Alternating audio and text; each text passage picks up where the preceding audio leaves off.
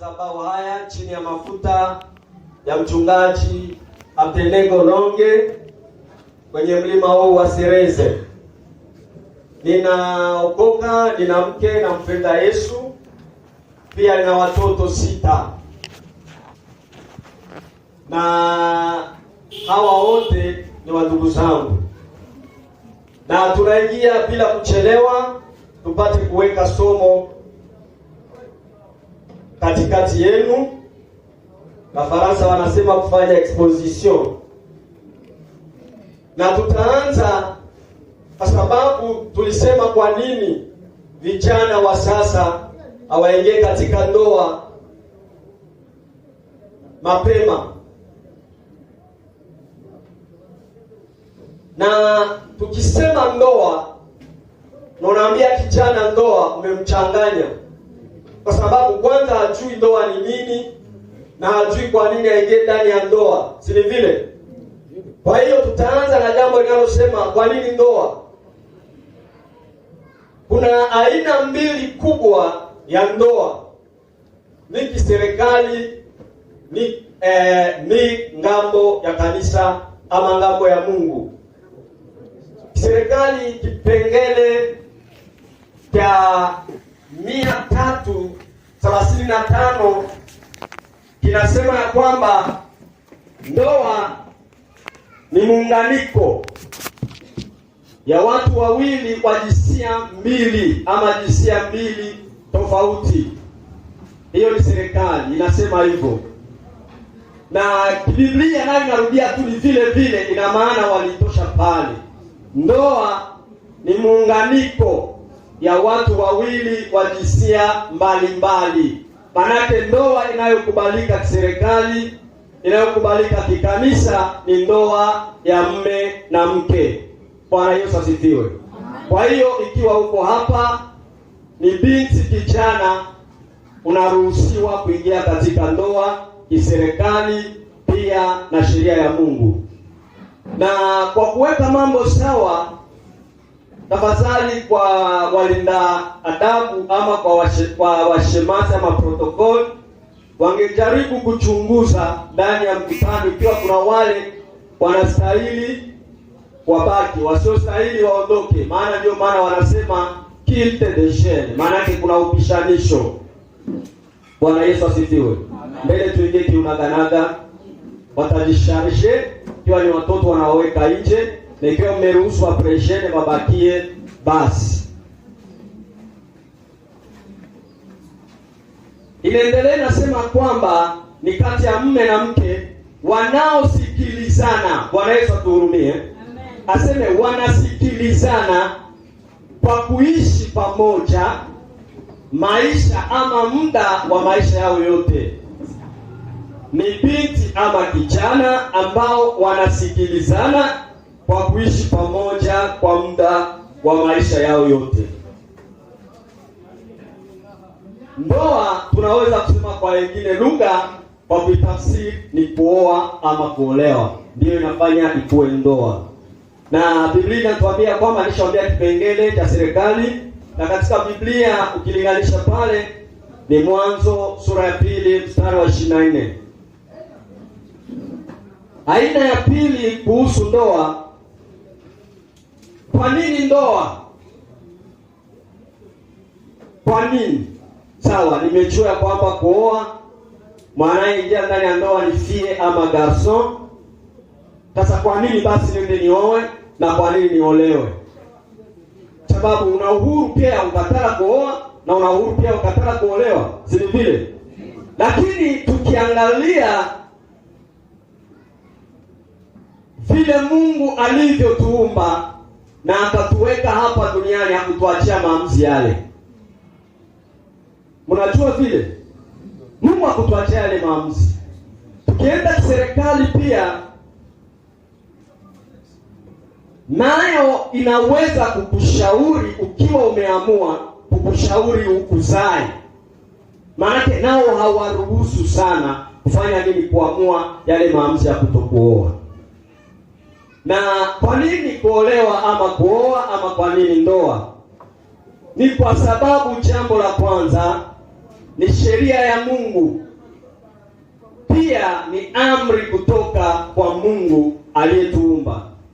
Hilo tunaliona katika Mwanzo sura ya 2 mstari wa 18, ambapo Mungu aliamuru akasema, si vema mtu akae pekee, nitamfanyia msaidizi anayefanana na yeye.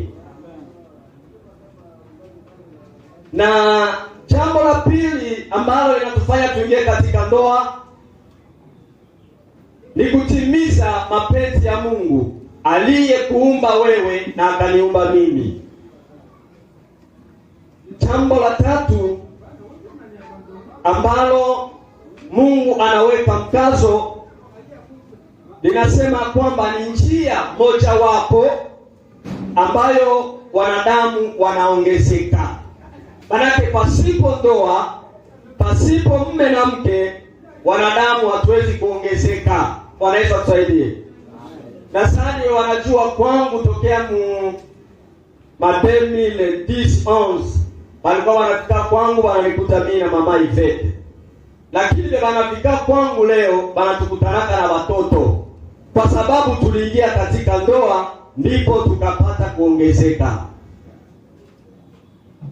Jambo la 4 ambalo linamfanya mtu aingie katika ndoa ni kuenezana. Kuenezana ama complementarite ni Mwanzo 1:27 hadi 28, mahali ambapo tumeona ya kwamba mwanamke akiwa peke yake bado hajaenea. Kijana akiwa peke yake ama garson akiwa iko yeye peke bado hajaenea. Hana heshima kama yule ambaye ameoa, hana heshima kama yule ambaye ameolewa. Kwa sababu baada ya kuoa, mkisha kuelezana, baba yako anatumia maneno, nimeenda kwa binti wangu. Na anaenda zaidi, anasema akifika anakusalimu baba, huyo anamsalimu mama. Maana yake umeongezeka. Pale kulikuwa kutakuwa mfano, lakini kwa sababu ya muda tunaacha. Tulikuwa tunakamata ve mbili, tunamwanga maji ndani ya huyu na ya huyu, hakungekuwa utofauti, maana mumeelezana, mumeenea, mumekuwa na nguvu moja.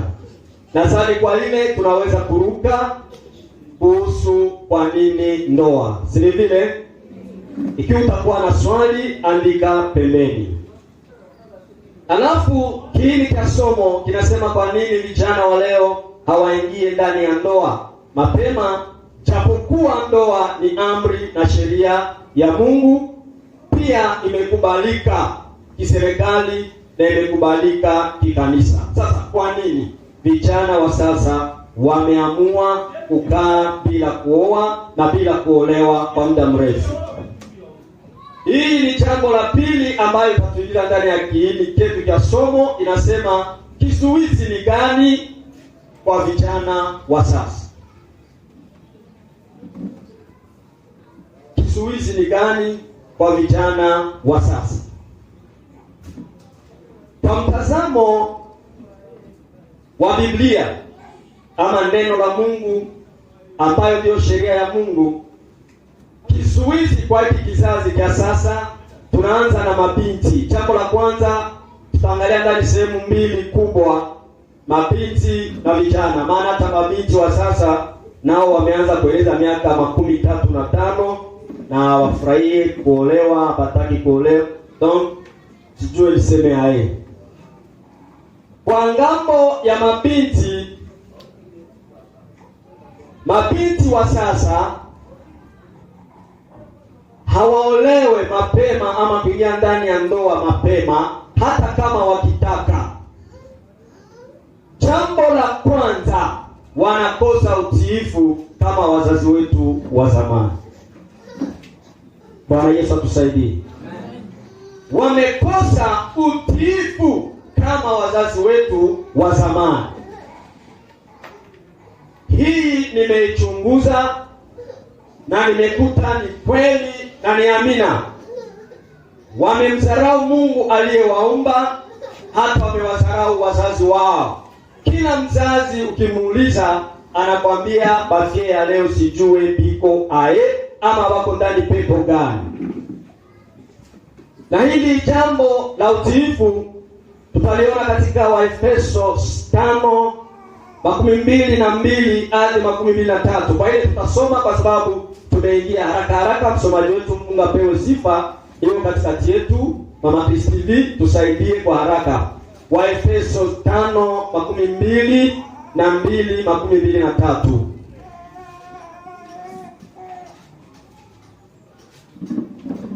Haraka maana muda umeyoyoma.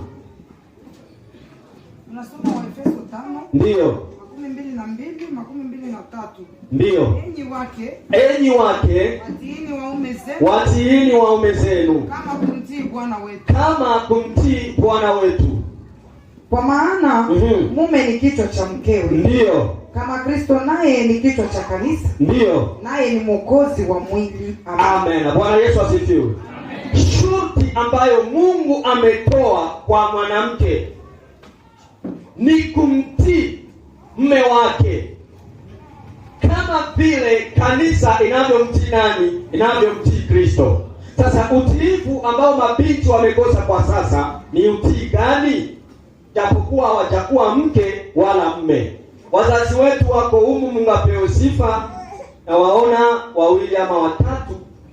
Ile ni jambo la hekima kukua katikati yetu. Zamani ukimuuliza mama Berti atakwambia alikuwa hana uwezo ya kumuona kijana mumacho. Hilo ni jambo la kwanza. Jambo la pili, kwa sababu ya utii na heshima, alikuwa hawezi bakia na garson kuborne ama pasi ya kushotea ama kumtoni, walikuwa wanawatengaka. Hapa ni pasi ya mabinti kushotea, pasi ya vijana kushotea. Na walikuwa wakikutanana kurobine, fie atalita shota, akimona garson anatosha bidon yake, anatia bidon ya nani? Ya garson. Ile yo peke ilikuwa inamvutia ule garson kwa ule binti.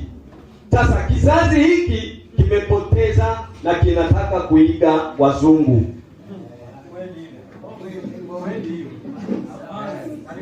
Wametaka kuiga wazungu ambao ni wapinga Mungu. Hiyo utiifu imewafanya mabinti wengi hata wataki kuolewa wasiolewe. Walizarau ile jambo kwa ndogo, utiifu. Walipolizarau, kumbe wamezarau maisha yao yote. Kumbe vijana wanaume ama wagarso nao pia wako na akili. Anamchunguza yule atakaye muoa kama ni kweli atanitii au sasa afika nyumba atanilomba parite. Huyu mimi naweza muingiza nyumba, kesho ananiambia parite. Ewana, mume na mke tuko sawa sawa. Pardon, utakuwa napiga mardi, mimi napiga mercredi. Utakuwa nenda mbulo 3 jours, na mimi 3 jours. Yeye anajua kiumbile aliumbwa kuwa mtawala wa mke, na anajua ya kwamba nimeumbiwa ili wanitii na mimi nikomande. Sasa alipokuchunguza akakuta ile tabia ya adabu ama ya tulisema ni nini? Asante, Mungu anafuatilia. Amekuja kuta ile utiifu ndani mwako halipo, kwa sababu anaangalia yako mama yake. Hisi analea baba yake. Wanaenda tuko naangalia. Mamangu wapati mwambia usitoke, hata alikuwa na fete. Rendezvous na shashonesha nguo mama na ndio kwa. Sasa yeye angalia kuchumbia, akikwambia wanasamebi tutaenda kwa shangazi yangu. Wewe unamwambia shia nikose linye. Siwezi hata.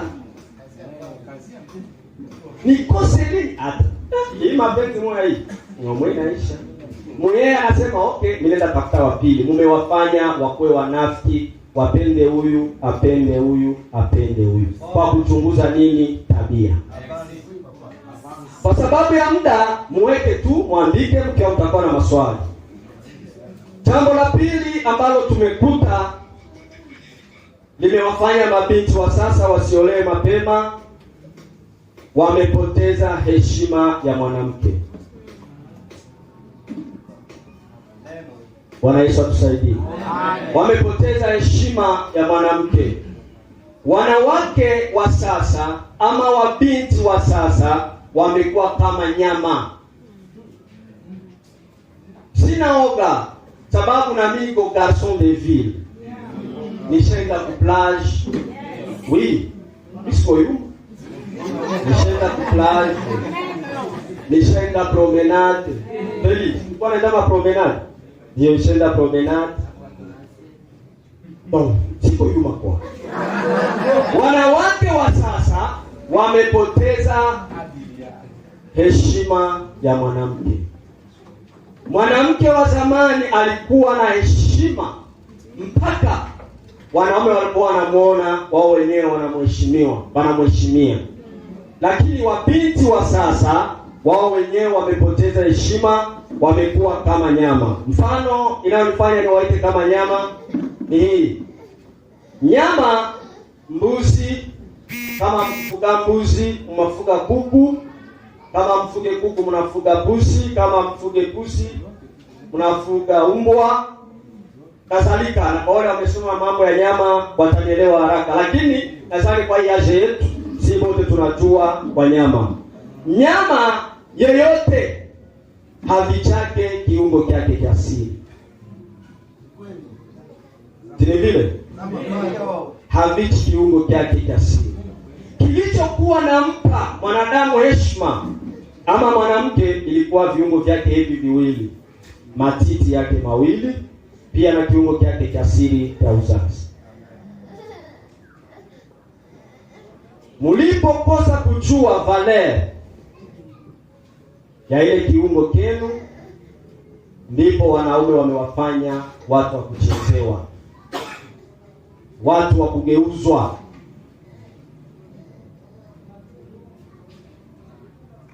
Jambo la kwanza katika hilo, ama tunaweza ita ni tre ama a, kwa njia ya mavazi. Wanavaa mavazi ya aibu. Tuambiane ukweli, sawa watu wazima. Binti yeyote akikuonesha tumbu, anakuonesha kuanzia hapa kwa magoti kama kuko wazi. Kila mwanaume ambaye yuko mzima atakuwa na mabadiliko swati ya mawazo, wala mabadiliko ya mwili. Kwa waganga si vile, kwa wanaume si vile. Pale umemweka ndani mawazo ya kujua wewe mwenyewe umemtante. Hata kupenda kwa sababu ametaka kukuoa. Hapana, ni ili atimizie yale mawazo yake na ile iliyostimule mwili wake. Naye atatumia nguvu zake zote ili afikie malengo yake. Si vile?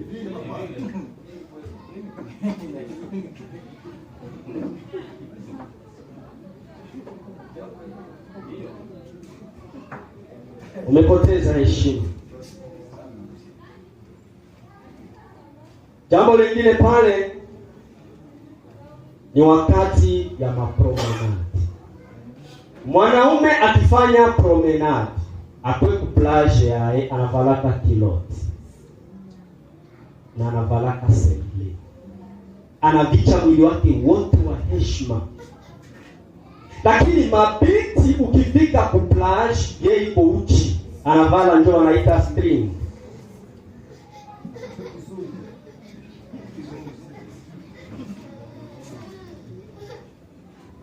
Unielewe? Mwili yake yote utaiona pasipo kupana demande. Sawa, mbele ule mwili ya mwanamke unapana mali. Kwa leo wanaiona kwa bure, pasipo gharama yoyote.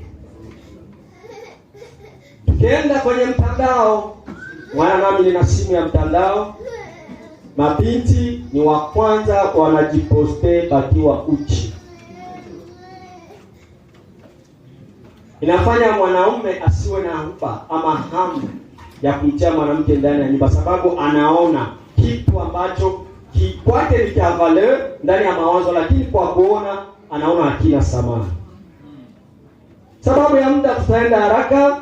Pointi ya 3, kilichofanya mabinti wa sasa wasiolewe, mliweka tamaa ya vitu mbele. Wafaransa wanasema mtakuwa materialima.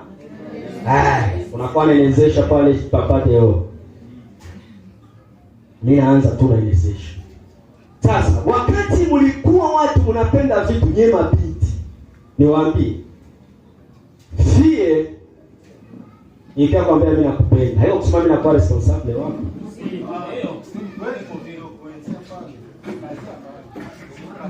Sawa? Tuambiane kweli sawa Kristo.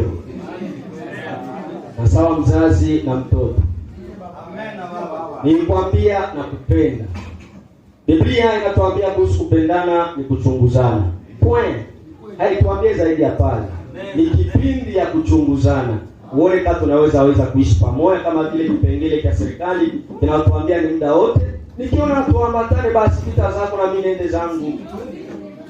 Basi ndio mama ilete na ndio mwenye nilichumbia peke. Nichumbiana la Burundese mie na hao hapa ngambo.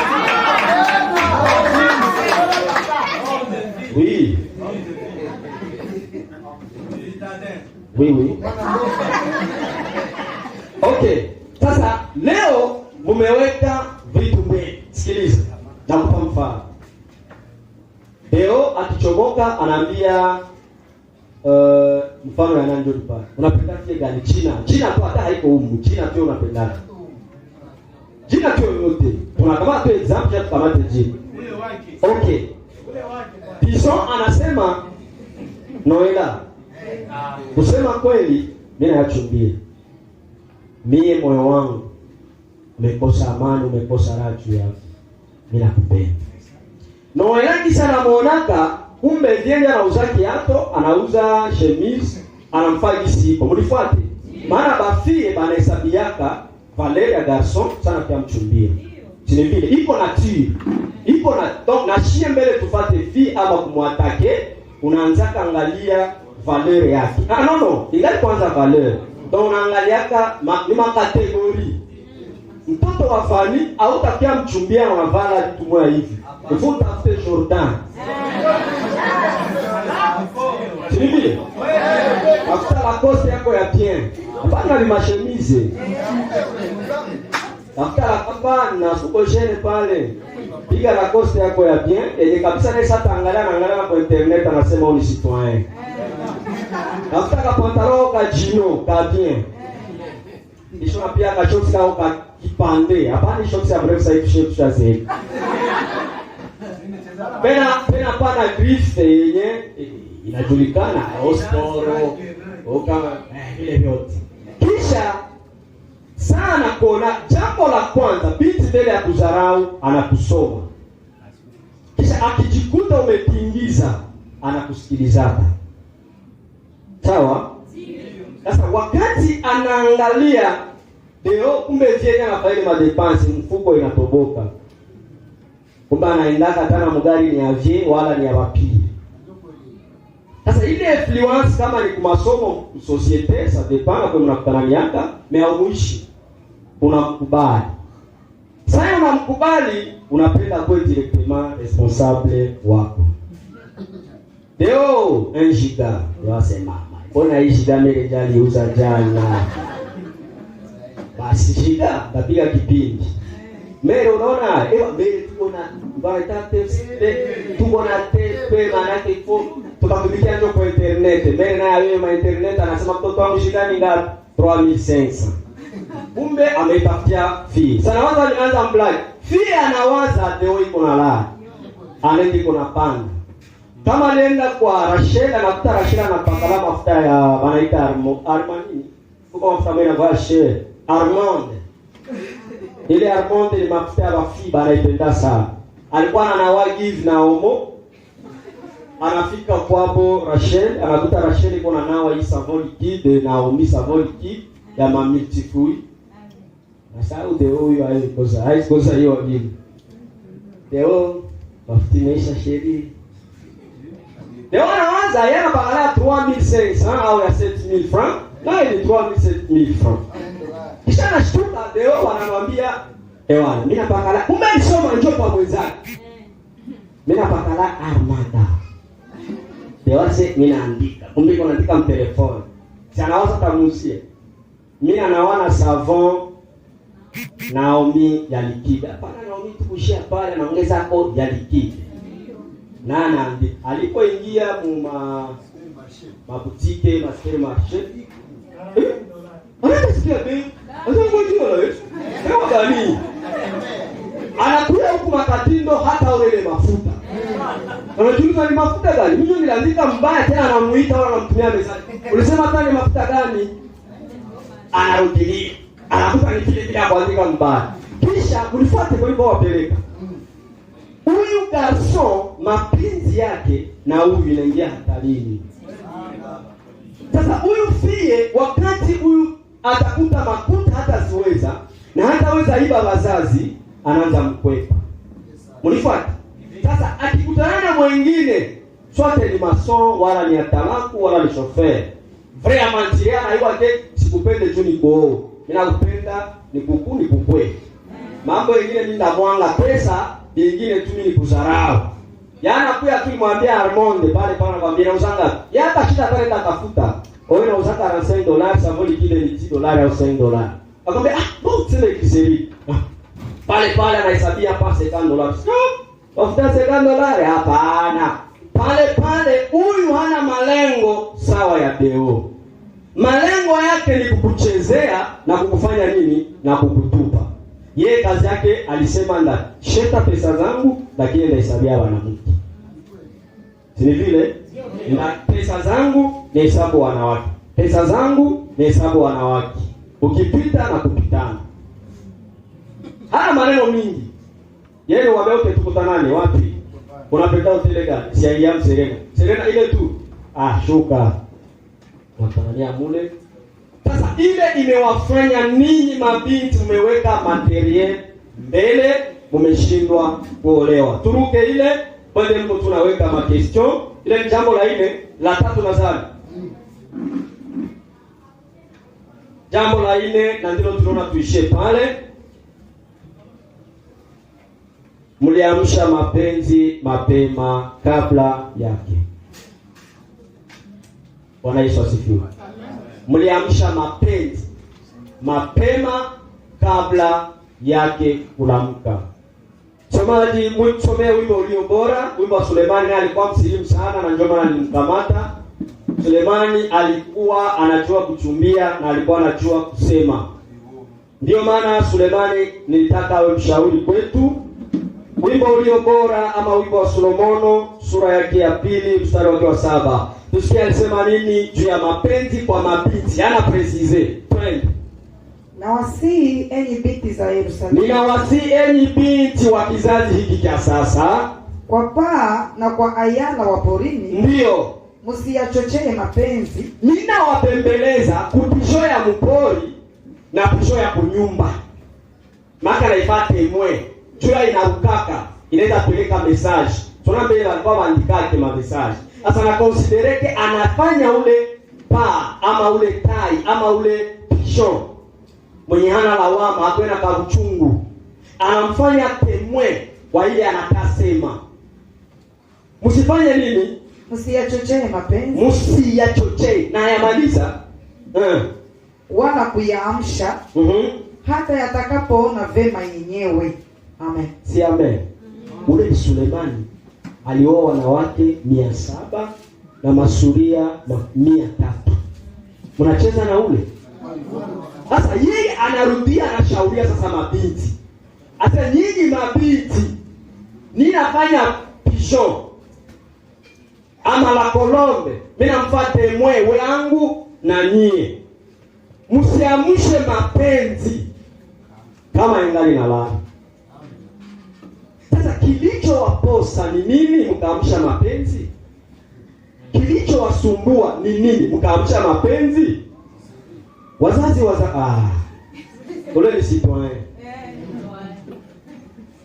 Yanasema siri zimewaharibu, mlitaka mfanane na.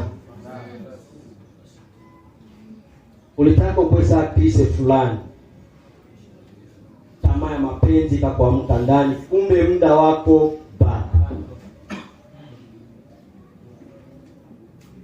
Sijui kama tuishie pale kwa mabinti, kwa sababu maswali hapo. Unaenda kwa vijana, vijana wavulana, oui, sawa. Lakini wale waambie mabinti, ni wape shauri. Ukilamisha mapenzi mapema, ugarso mwenye haiko tayari kuoa, atakutendea kipagani, atakufaa mtumwa, atakufaa esclave. Yote yanaona kuma filme, wewe ndio atajifunzia kwako. Uko unaelewa? Wewe utakuwa materiel didactique. Pardon, kunihurumi, nipige magoti. Pardon, usilamshe mapenzi. Jambo lingine ambalo tulikuwa nazoea kusema miaka iliyopita kwa mabinti, binti mtanisamea hapana tena leo, na hapana ndio mfano tu mjiheshimu. Tulikuwa nasemanga ule ni barabara, purdi, mnielewe. Tulikuwa alikuwa maana mkipita sio kama ngale ile system. Bajeni gasoma mkanzo na pia radio pale. Wanakamata umaye wanaongeza mkakitu kakichau chau.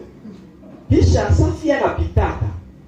Huko mwana sema ndaatake. Bakijibia wawili barabara. Banaweza komante hivi. Ase ili napita vigari vya mai. Ili napita maatros. Ili napita mafuso ya kutoka Masisi ya banabeba mizigo, habata chaka motei hapana. Ase ule maake leo mnamalizana. Sasa kurdi banabasarau kiango ambacho mngijua hamngekuwa na wafungulia miguu wala kuwapa mapenzi. Bwana baita barabara inapita kama na kinga na ba migulu bachukuteur hawa charretier. Kuna seke example wanawafanyia apre kuwafanyia mapumbafu hili. Hapa na washauri wanafika mlivyo wanamuita Ahabu. Asia, ni baraka. Oro lifia mwabo, na anajua na iko fia mwabo. Mewa garson katika na simbole ni baraka. Kisho nashukura maliki ya kuchumbia na kujue na iko wa ile karti anakusinome baraka.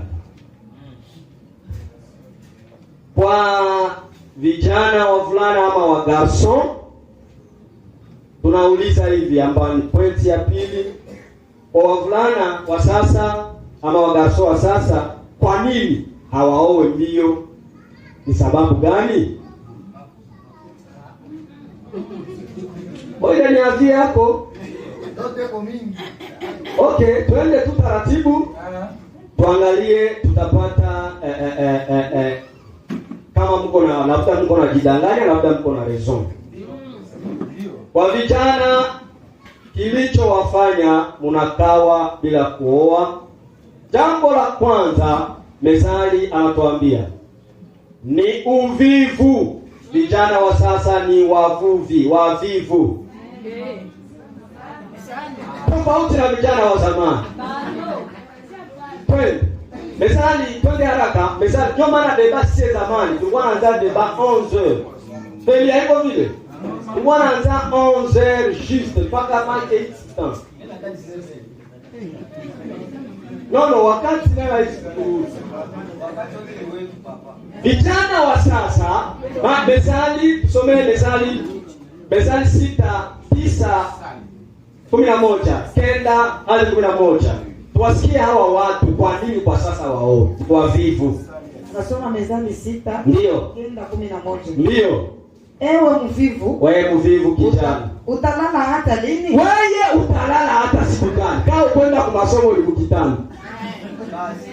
Baba yako ukimuuliza ni msomi, naye alikuwa anafuga mbuzi, alikuwa iko nasoma na iko na lima, na siku ya mavuno anapata franga kaoa mama.